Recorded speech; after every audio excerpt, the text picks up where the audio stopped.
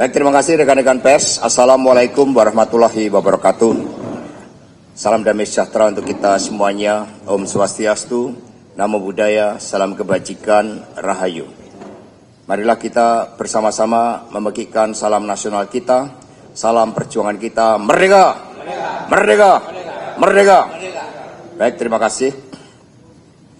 Pada kesempatan ini, seluruh jajaran Dewan Pimpinan Pusat PDI Perjuangan mengucapkan terima kasih kepada rekan-rekan pers yang telah hadir di kantor DPP PDI Perjuangan ini.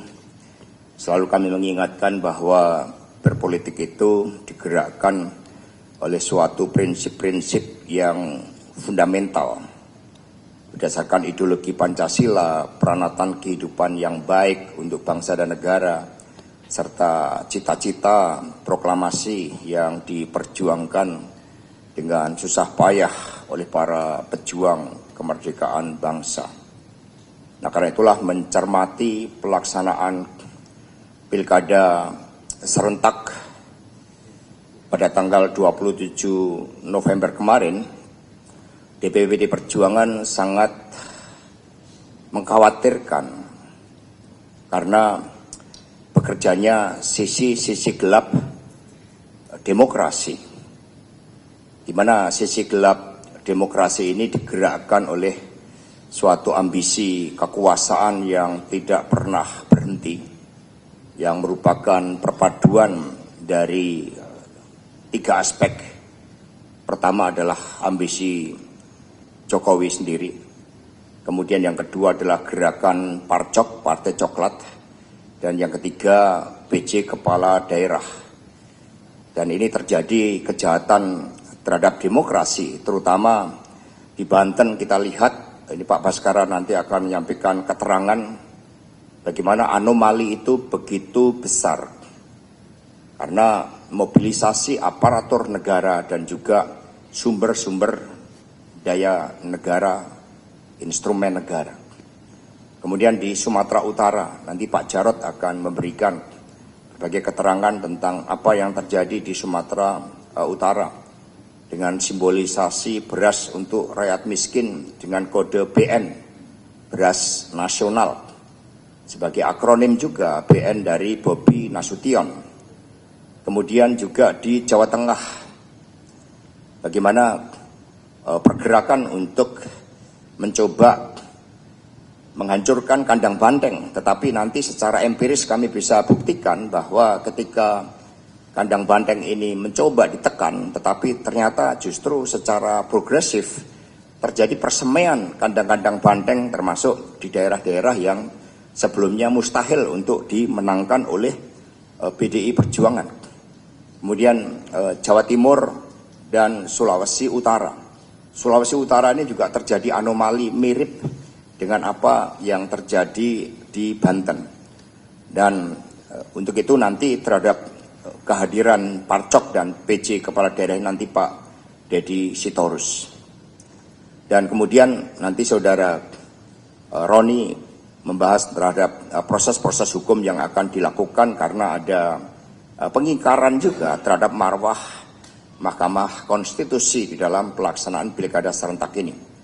Kemudian Pak Adian Apitupulu yang selama ini keliling ke wilayah-wilayah di seluruh Indonesia juga dapat mengungkapkan terhadap tekanan-tekanan yang diberikan oleh PDI Perjuangan. Tetapi alhamdulillah bahwa di Jawa Tengah meskipun mencoba ditekan, PDI Perjuangan sendirian perolehan suaranya jauh di atas perolehan pemilu legislatif.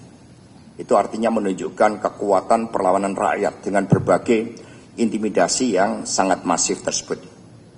Karena itulah yang pertama, PDI Perjuangan memberikan apresiasi kepada seluruh rakyat Indonesia bahwa di tengah-tengah kegelapan demokrasi akibat campur tangan Polri dan Kemendagri, ternyata PDI Perjuangan dapat bertahan di tengah berbagai kepungan.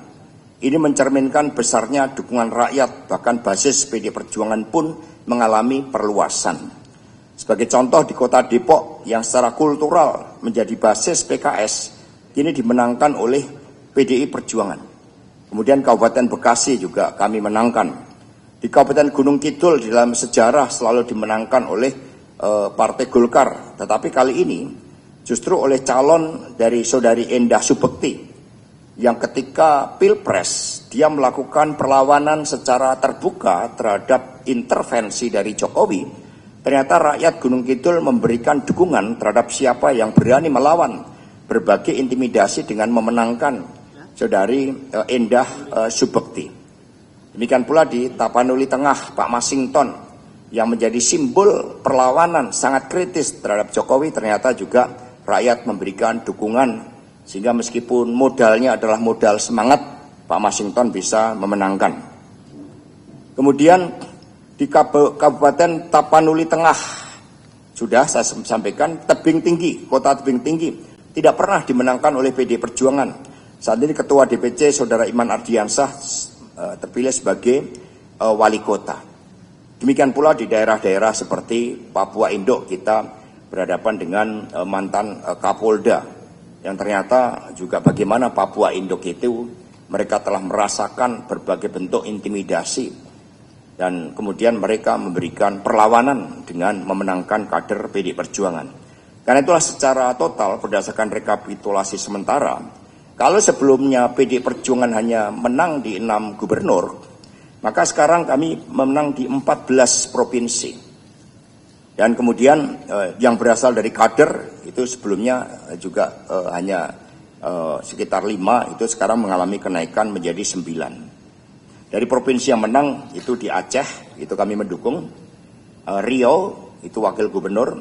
Jambi, Bengkulu, Kepulauan Bangka Belitung, DKI Jakarta, Bali, Kalimantan Tengah, Kalimantan Barat, Papua, Papua Tengah, Papua Pegunungan, Papua Selatan, dan Papua Barat. Jadi mengapa PD Perjuangan begitu banyak memenangkan di Papua? Karena Papua menjadi simbol eksploitasi. Berbagai upaya-upaya untuk membangun infrastruktur jalan, ternyata itu menjadi bagian dari kepentingan oligarki untuk memperluas eksploitasi sumber daya alam yang ada di Papua. Sehingga mereka memberikan respon dengan memenangkan PDI Perjuangan. Dengan demikian, termasuk di Sumatera Barat, itu menunjukkan perluasan basis dari PDI Perjuangan. Kemudian yang kedua, di Riau, ya, PDI Perjuangan pertama kali memenangkan pemilu legislatif dan pemilihan gubernur. Artinya ini juga menunjukkan bagaimana ketika Kandang Banteng mencoba diambil alih, yang terjadi justru Kandang Banteng ini berkembang biak. Malah dukungan rakyat memperluas dari Kandang Banteng di wilayah Sumatera. Termasuk apa yang terjadi di Jakarta ini. Tadi Mas Pramono Anung sudah mengumumkan bagaimana berdasarkan perhitungan real count di Jakarta dapat dimenangkan 1 putaran. Karena itulah tadi saya menghubungi Saudari Cica Kuswoyo untuk meminta izin agar lagu Kos Plus kembali ke Jakarta menjadi lagu wajib ya bagi seluruh kader-kader PDI Perjuangan di Indonesia Raya ini kembali ke Jakarta. Nah, dengan demikian saudara-saudara sekalian, militansi PDI Perjuangan di dalam menghadapi berbagai kepungan ternyata PDI tetap eksis karena kami punya ideologi, kami digerakkan oleh keyakinan terhadap kebenaran, terhadap membangun peranatan kehidupan bangsa dan negara yang baik, yang menjadi pedoman dari seluruh kader partai. Karena itulah meskipun ada beberapa daerah yang mencoba dikalahkan dengan berbagai cara, tetapi kami meyakini spirit para pejuang bangsa mati 1, tumbuh 1000, itu PDI Perjuangan. Terima kasih. Dan selanjutnya kepada Pak Ahmad Basarah, Pak Jarod untuk Sumatera Utara, kami persilakan.